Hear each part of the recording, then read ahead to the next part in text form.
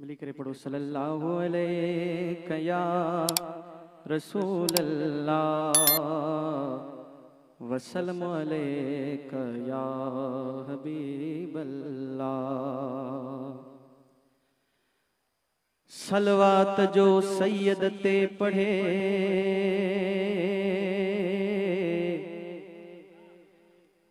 सलवात जो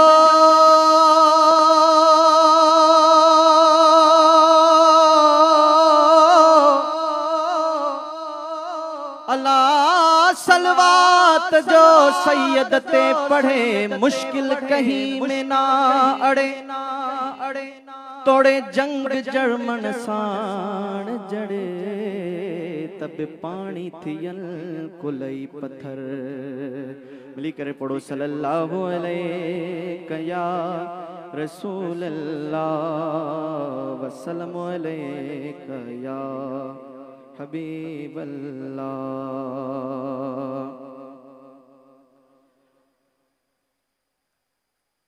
हो मुहम्मद जे कया सावा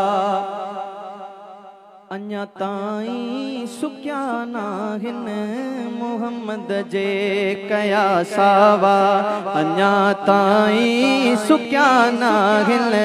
मुहम्मद जे कया सावा इन्हीं दर ते झुकी प्याजे इन्हीं दर ते झुकी प्याजे से बेदर ते झुक्या नाहिन। मुहम्मद जे कया सावा अञा ताईं सुक्या नाहिन। मुहम्मद जे कया सावा अदा हिते ताज दवंगर लखे आया जे तू चिबना आए त छा थी पियो। बख्त वारा हिते भजी पहुता जे तू निधर नाए त छा थी पियो।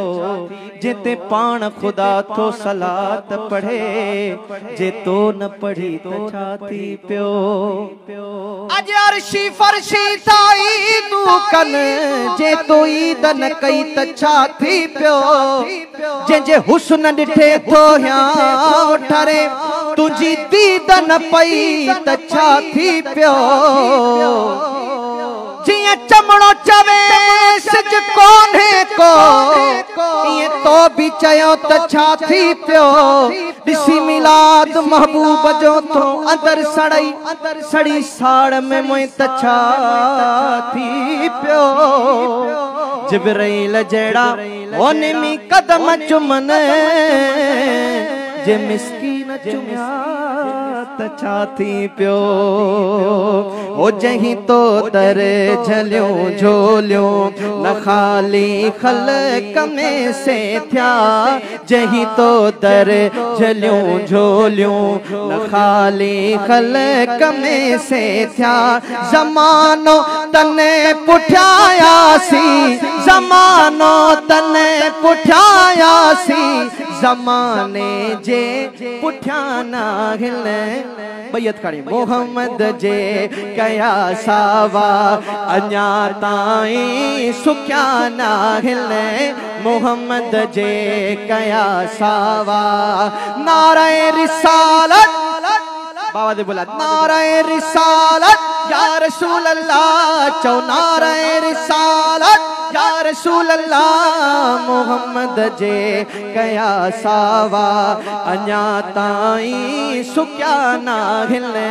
हबीबन जे कया सावा वसीम जन खे वणी आहे।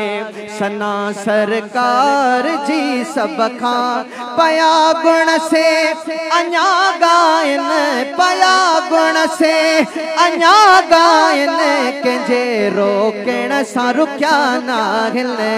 हबीबन जे कया सावा।